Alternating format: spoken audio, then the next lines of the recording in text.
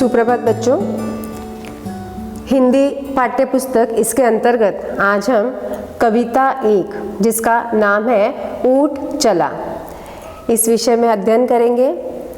तो चलो बच्चों, आज हम कविता पठन करते हैं। ऊँट चला भाई ऊँट चला, हिलता डुलता ऊँट चला, इतना ऊंचा ऊँट चला, ऊँट चला भाई ऊँट चला, ऊंची गर्दन ऊंची पीठ, पीठ उठाए ऊँट चला। तो बच्चों, आप लोगों ने ऊँट जो है सभी ने देखा होगा, है ना। और आप लोग कहीं पर्यटन स्थल पर गए होंगे तो आप ऊँट पर भी बैठे होंगे। जब ऊँट पर हम बैठते हैं तो सबसे पहले ऊँट नीचे बैठता है और फिर हम उस पर बैठते हैं। ऊँट नीचे क्यों बैठता है? क्योंकि ऊँट जो होता है वो बहुत ऊंचा होता है ना। तो हम इजीली तो ऊँट पर बैठ नहीं सकते, तो इसीलिए जब हमें ऊँट पर बैठना होता है तब ऊँट जो है वो नीचे बैठता है और फिर हम ऊँट पर बैठते हैं। और जब ऊँट खड़ा होता है तब हमें बहुत डर लगता है, क्योंकि ऊँट जो है बहुत ऊंचा होता है। तो वो जब खड़ा होता है तो हमें ऐसा लगता है हम बहुत ऊपर बैठ गए, है ना। और हमें थोड़ा सा जो है वो डर लगता है, हमारे पेट में गुदगुदी हमें महसूस होती है ना। और जब ऊँट पर बैठने के बाद ऊँट जब चलने लगता है तो हमें डर सा महसूस होता है, कहीं हम गिर तो ना जाए। और अगर धीरे धीरे ऊँट ने अपनी स्पीड बढ़ा दी, अपनी चलने की गति बढ़ा दी, तो हमें कुछ बहुत ही ज़्यादा डर लगता है। और जिन्हें आदत होती है या जिन्हें बहुत अच्छा लगता है, कोई कोई ऊँट पर बैठकर मज़े भी लेता है, उन्हें बहुत मज़ा आता है। तो इस तरीके से यहाँ पर ऊँट के बारे में बताया गया है। ऊँट चला भाई ऊँट चला, हिलता डुलता ऊँट चला। मतलब यह जो ऊँट है वह जब चलता है तब वह हिलते डुलते चलता है। आपको पता है, जब ऊँट चलते हुए आपने देखा होगा तो उसकी जो पीठ है वह ऐसे हिलते डुलते हुए हमें दिखती है। ऊँट जो है वह बहुत ऊंचा प्राणी है। सबसे ऊंचा जो प्राणी है वो कौन सा है बच्चों? ऊँट, क्योंकि ऊँट जो है वह सबसे ऊंचा प्राणी होता है। तो इसीलिए यह जब ऊँट चलता है तो उसकी पीठ जो है हिलती डुलती रहती है। अब ये जो ऊँट है, आपको पता है, ये देखो, ये उसकी पीठ है, ये कितनी ऊंची निकली हुई है ना। उसी प्रकार उसकी जो गर्दन है वह भी बहुत ऊंची है। उसकी गर्दन जो है वो ऊंची है, उसकी पीठ ऊंची है और वह पीठ उठाकर चलता है, जिससे जब वह चलता है तब वह बहुत ही हिलता डुलता है। क्या आप लोग बच्चों ऊँट पर बैठे हो? जब आप ऊँट पर बैठते हो तो आपको कैसा महसूस होता है? आपने कभी ऊँट पर बैठकर महसूस किया है कि आपको मज़ा आता है या डर लगता है? तो बच्चों, जब मैं भी एक बार ऊँट पर बैठी थी तो मुझे तो बहुत डर लगा था। थोड़ी देर के लिए तो मैं घबराई थी, मुझे ऐसा लग रहा था कि जल्द ही मैं उतर जाऊँ, पर धीरे धीरे मुझे मज़ा आने लगा। तो इसी तरह ऊँट की जो सवारी होती है वो पहले पहले थोड़ी डरावनी होती है, फिर बाद में बहुत मज़ा आता है। तो इस तरीके से यहाँ पर इस कविता में ऊँट के बारे में बताया गया है। बालू है तो होने दो, बोझ ऊँट को ढोने दो। बालू का मतलब क्या है बच्चों? बालू मतलब मिट्टी, पता है आपको, जिसे जो रेती होती है ना। तो रेती है तो होने दो, मतलब अब ऊँट जो है वो कहाँ पर होता है? रेगिस्तान में ज़्यादा रहता है ना, तो वहाँ पर तो मिट्टी ही मिट्टी होती है, बालू ही बालू होती है। ऐसे जगह पर ऊँट रहता है। बोझ ऊँट को ढोने दो, और उस रेती में ये जो ऊँट है ये क्या करता है? बोझा उठाता है। बोझा मतलब जो कोई बड़ी बड़ी चीज़ें होती है, इवन वो इंसानों को भी लेकर वो बहुत दूर दूर तक जाता है। तो इस तरीके से कितनी भी रेती होने दो, उस रेती से वह ऊँट जो है वो बोझा उठाकर लेकर जाता है। नहीं फंसेगा बालू में भी ऊँट चला। अब ये जो ऊँट है जब बालू से चलता है, मतलब रेती से चलता है, तो उसका पैर उसमें नहीं फंसता है, क्योंकि उसको उस रेती से बोझा उठाने की आदत होती है। जब बच्चों हम उस बालू से चलते हैं तो क्या हम इजीली चल सकते हैं? नहीं, क्योंकि हमारे पैर देखो उसमें फंस जाते हैं। हम लोग इतने सरलता से उस बालू में से नहीं चल सकते। पर यह जो ऊँट है, यह ऊँट बहुत ही आसानी से उस बालू में से चलता है और बोझा उठाता है। जब थककर बैठेगा ऊँट, किस करवट बैठेगा ऊँट। आपने ऊँट को करवट लेते हुए देखा है?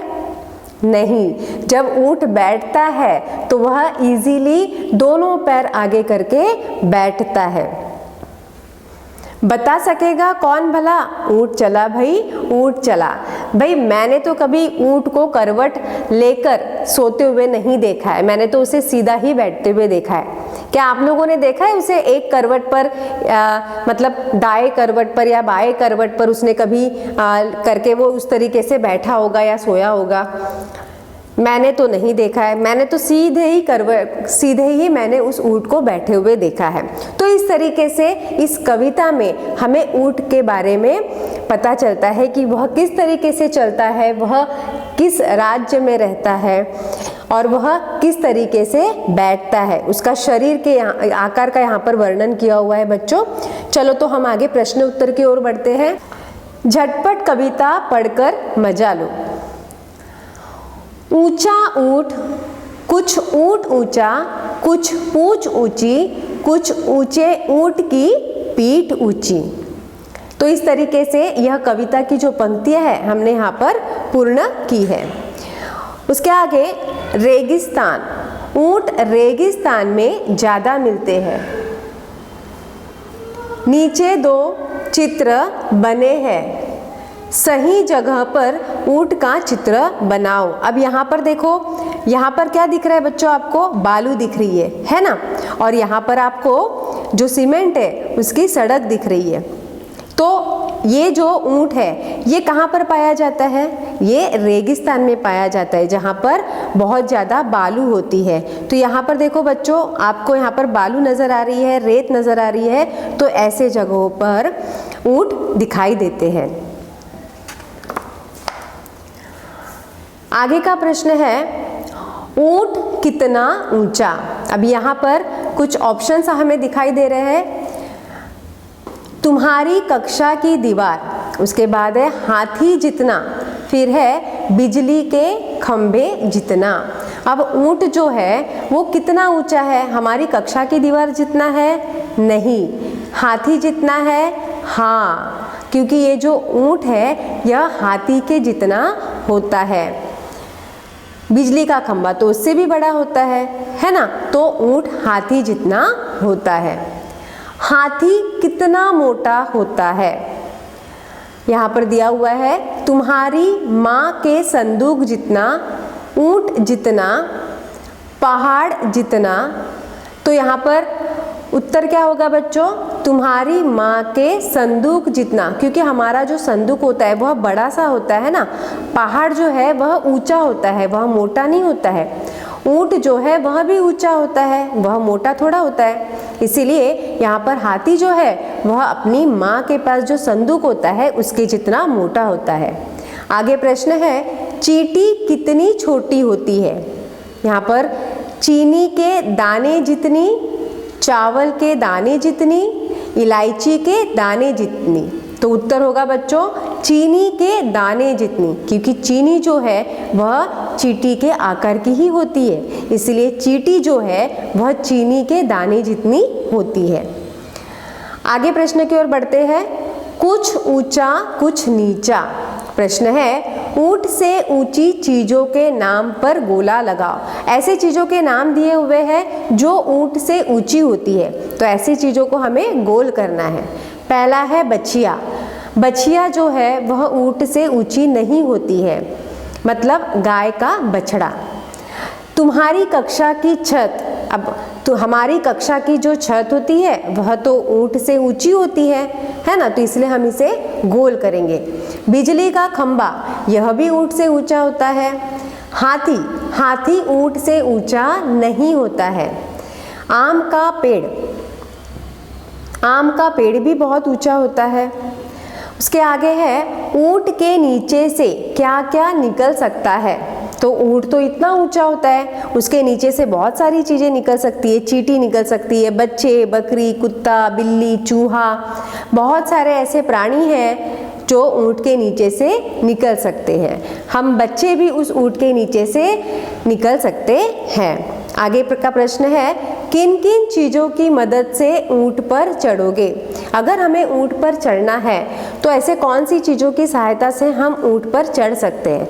तो हम ऊंची मेज मतलब बड़ा सा टेबल लेकर भी ऊंट पर चढ़ सकते हैं, सीढ़ी लेकर भी हम ऊंट पर चढ़ सकते हैं।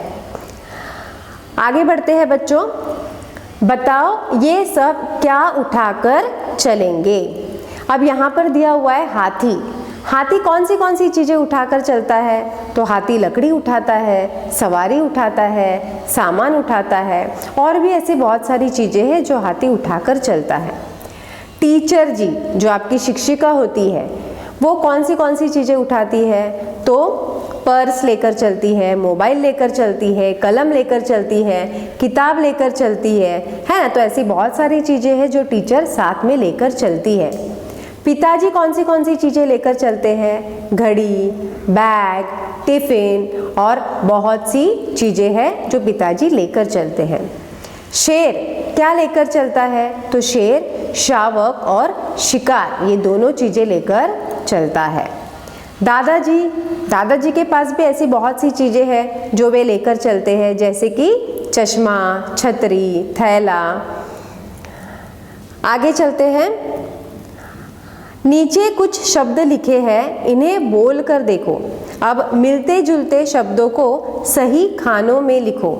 यहाँ पर कुछ शब्द दिए हुए हैं बच्चों, जूठ, सूट, भला, धस, हंस, तब, कब, गला, आलू, चालू। अब यहाँ पर पहला शब्द दिया हुआ है ऊंट। तो यहाँ पर हमें ऊंट से संबंधित मतलब कि ऊंट से मिलते जुलते शब्द हमें यहाँ पर लिखना है। तो ऊंट से मिलते जुलते शब्द है जूट, सूट, बूट, ऐसे यहाँ पर शब्द मिलते जुलते यहाँ पर आएंगे। उसके बाद है बालू। बालू से मिलते जुलते शब्द आलू, चालू, बालू। उसके बाद है फस। तो फस से संबंधित शब्द आएगा धस, हंस। उसके बाद है चला।